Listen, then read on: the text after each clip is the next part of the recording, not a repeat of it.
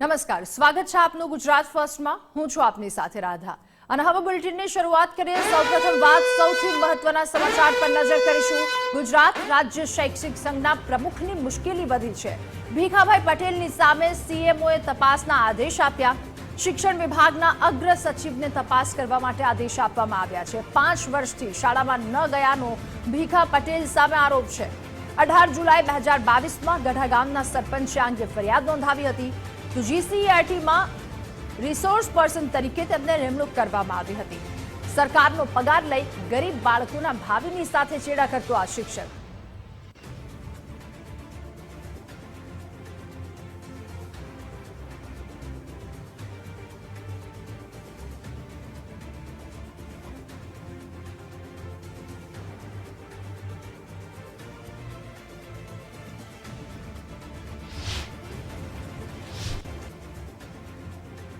તો શૈક્ષિક સંઘના પ્રમુખ ભીખાભાઈ પટેલની મુશ્કેલી વધી। દાહોદના વ્યક્તિએ ભીખા પટેલ સામે એસીબીમાં અરજી કરી છે।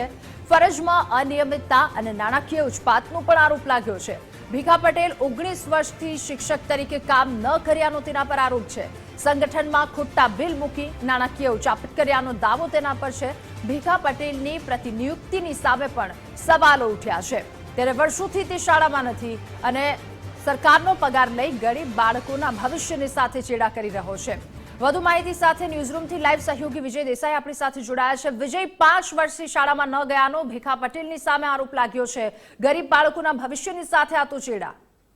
5 વર્ષમાં શાળાએ ન ગયાનો આરોપ લાગ્યાને પણ 2 વર્ષ વીતી ગયા છે। વાત એમ છે કે રાજ્યની અંદર જ્યારે ગુલ્લીબાજ શિક્ષકો અંગેની જે અત્યારે તપાસ ચાલી રહી છે તેની અંદર આ સૌથી મોટો ઘટસ્ફોટ એ છે કે રાષ્ટ્રીય શૈક્ષિક મહાસંઘના પ્રમુખ ભીખાભાઈ પટેલ તેમની મુશ્કેલી ચોક્કસથી વધી છે। કારણ કે ભીખાભાઈ પટેલ હાલમાં જીસીઆરટીમાં રિસોર્સ પર્સન તરીકે ત્યાં ફરજ પર પ્રતિનિયુક્તિમાં મુકાયેલા છે 2022થી। પરંતુ સ્થિતિ એ છે કે ભીખાભાઈ પટેલ સામે 2022ની અંદર જ ગઢા ગામના જે સરપંચ છે તેમના દ્વારા એસએમસી કમિટી દ્વારા મુખ્યમંત્રીને પત્ર લખીને જાણ કરવામાં આવી હતી કે ભીખાભાઈ 5 વર્ષ 2 મહિના અને 15 દિવસથી શાળાએ નથી આવ્યા, તો તેમને બદલે અમને કોઈ નવા શિક્ષક આપવામાં આવે। પરંતુ એ ઘટનાને પણ વર્ષો વીતી ગયા છે। પરંતુ હાલ જે સમાચાર એ છે કે ભીખાભાઈ પટેલ સામે જે અરજીઓ થઈ હતી તેની અંદર એક અરજી હવે એસીબીમાં થયાની જાણકારી મળી છે કે જેની અંદર દાહોદના બળવંતસિંહ ડાંગર નામના વ્યક્તિએ ભીખાભાઈ પટેલની મિલકતની તપાસ કરવાની માંગણી એસીબીમાં કરી છે। તેમણે કહ્યું છે કે ભીખાભાઈ પટેલ સામાન્ય શિક્ષક તરીકેની નોકરી કરતા હોવા છતાં પણ તેઓ લક્ઝુરિયસ લાઈફ જીવી રહ્યા છે, તેમની પાસે બંગલાઓ છે, એવી અનેક માહિતી તેમણે તેમાં ઉલ્લેખિત કરી છે। પરંતુ હવે વાત એમ છે કે સીએમઓ દ્વારા છે શિક્ષણ વિભાગના અગ્ર સચિવને પણ તપાસ સોંપવામાં આવ્યાના અહેવાલો અત્યારે મળી રહ્યા છે। એટલે કે ચોક્કસથી ભીખાભાઈ પટેલની મુશ્કેલીની અંદર વધારો થઈ રહ્યો છે। કારણ કે ભીખાભાઈ પટેલ અત્યારે રાષ્ટ્રીય શૈક્ષિક મહાસંઘના પ્રમુખ તરીકે કાર્યરત છે। બીજી તરફ જ્યારે એક તરફ ગુલ્લીબાજ શિક્ષકોના જે તિક્રમ ચાલી રહ્યા છે રાજ્યમાં, એ બધા વચ્ચે શિક્ષકો પણ પોતાની માગણીઓને લઈને જ્યારે 16 ઓગસ્ટે ગાંધીનગરની સત્યાગ્રહ છાવણીની અંદર આંદોલન છેડવાની વાતો કરી રહ્યા છે, એ બધા વચ્ચે હવે ભીખાભાઈ પટેલની મુશ્કેલીમાં વધારો થયો છે।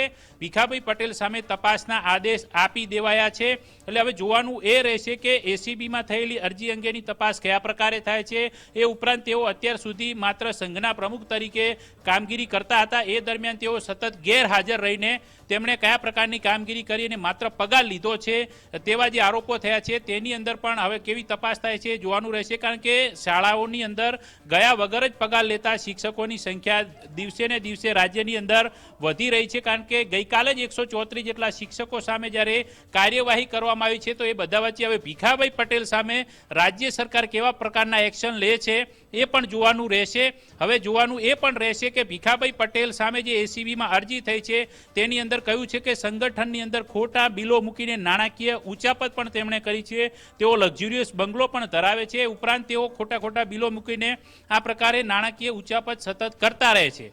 પરંતુ મુદ્દો એ પણ છે કે બીજી તરફ જ્યારે ઓલ્ડ પેન્શન સ્કીમને લઈને શૈક્ષિક મહાસંઘ દ્વારા 16 ઓગસ્ટે ગાંધીનગરમાં ધરણાનું આંદોલનનું આયોજન કરવામાં આવેલું છે એ પહેલા ભીખા પટેલની મુશ્કેલી વધી છે. એટલે કે હવે આમાં જોતોની રાજનીતિ પણ એક સક્રિય છે, શિક્ષકોની રાજનીતિ પણ સક્રિય છે, તો બીજી તરફ તેમના પર લાગેલા આરોપ પણ ગંભીર છે. તો તેની જે તપાસ ચાલુ થઈ છે એ તપાસની અંદર પણ હવે શું સામે આવે છે તેના પર પણ નજર રહેલી છે. બિલકુલ, આ સાથે અનેક સવાલો પણ ઉઠ્યા. આભાર વિજય, તમામ વિગતો સાથે જોડાવા બદલ.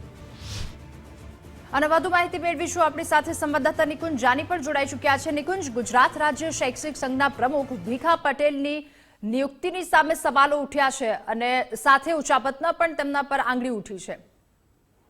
જરૂરથી બે પ્રકારની ફરિયાદ તેમની સામે કરવામાં આવી છે. પહેલી ફરિયાદ તો શાળાઓની અંદર ગેરહાજર રહેવા સંદર્ભની છે. કોઈ પણ મંડળના પ્રમુખ જે છે તેને અમુક છૂટછાટ જે છે તે પોતે લેતા હોય છે, તે વાત સ્વાભાવિક છે અને તે જ અંગેની ફરિયાદ તેમની સામે કરવામાં આવી છે. પરંતુ સૌથી ચોંકાવનારી ફરિયાદ એસીબીની અંદર કરવામાં આવી છે. બળવંતસિંહ ડાંગર જે દાહોદના છે અને પૂર્વ શૈક્ષિક સંઘ જે શિક્ષકોનું છે તેની સાથે જોડાયેલા પણ હતા, તેમના તરફથી ભીખા પટેલ સામે ઉચાપતની અને બેનામી સંપત્તિની ફરિયાદ જે છે તે એસીબીની અંદર કરવામાં આવી છે અને તેમને પત્ર લખ્યો છે. તે પત્રની અંદર ઉલ્લેખ કર્યો છે કે તેમને 3 વખત પુરાવા સાથે ભીખાભાઈ પટેલની આ પ્રકારની સંપત્તિ અને આ પ્રકારની ઉચાપતના કિસ્સાઓની બાબતની ફરિયાદ એસીબીની અંદર કરવામાં આવી છે, પરંતુ એસીબી તરફથી કોઈ પગલાં નથી લેવાયા. તે પ્રકારનો પણ તેમને આ પત્રની અંદર ઉલ્લેખ કર્યો છે. હવે શિક્ષણ વિભાગ આ અંગે કયા પ્રકારનું એક્શન લેશે? એસીબીને જરૂરથી ફરિયાદ થઈ છે, પરંતુ એસીબી પણ આ અંગે કાર્યવાહી કરે છે કે નહીં તે પણ એક મોટો પ્રશ્ન છે. પરંતુ શિક્ષકોની જે પ્રકારની હાલની પરિસ્થિતિ સામે આવી રહી છે, ભૂતિયા શિક્ષકો, શાળાએ ન જતા શિક્ષકો, તે વચ્ચે હવે શિક્ષકોની સંસ્થા રાષ્ટ્રીય શૈક્ષિક સંઘ જે છે તેના પ્રમુખ સામે જ હવે આંગળી ચીંધવામાં આવી છે. તેની સામે જ આ પ્રકારના આક્ષેપો થયા છે. જી નિકુંજ, આભાર આપનો તમામ વિગતો સાથે જોડાવા બદલ. તો ભીખા પટેલની પ્રતિનિયુક્તિની સામે પણ સવાલ ઉઠ્યા છે અને દાહોદના એક વ્યક્તિએ ભીખા પટેલની સામે એસીબીમાં અરજી પણ દાખલ કરી દીધી છે. 5 વર્ષથી શાળામાં ન ગયાનો ભીખા પટેલની સામે આરોપ છે.